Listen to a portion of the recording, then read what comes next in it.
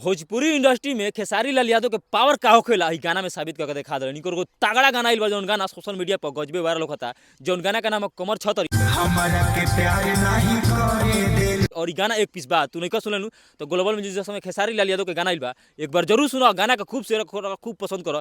खेसारी लाल यादव भाई time time से power दिखा दिलन। कमर छतरी जौन गाना लाइल बड़न एक पीस गाना लाइल बड़न। और ई गाना में फीमेल गायिका बाड़ी करिश्मा कक्कर गजब के गाना गावली। पीछे वाला जौन गाना गावली खेसारी लाल यादव के साथ गाना वायरल हो गइल बा। और ये भी गाना वायरल हो गइल बा। खेसारी लाल यादव के साथ के गाना गाई और गाना वायरल ना कोई गाना पब्लिक को पसंद आई इसन तो होइए नहीं पॉसिबल ना हो सकेला। गाना बेहतरीन बा। ई गाना के लिखले बड़े कुंदन प्रीत और गाना के म्यूजिक कंपोज के बड़े राहुल यादव। गाना एक पीस गावेलन खेसारी लाल यादव भाई गजब के पावर दिखावेलन। और गाना जे जाने के सुननु ग्लोबल म्यूजिक समय गाना सुनियो जबरदस्त गाना।